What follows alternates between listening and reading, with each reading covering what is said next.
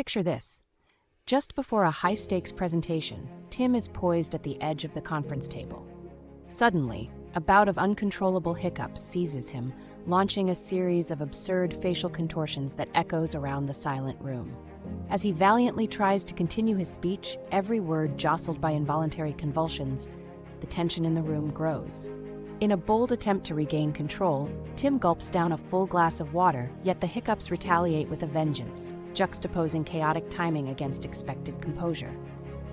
His colleagues exchange both sympathetic and amused glances, their laughter barely suppressed, as Tim finally finds himself laughing too, turning an awkward silence into a riot of giggles.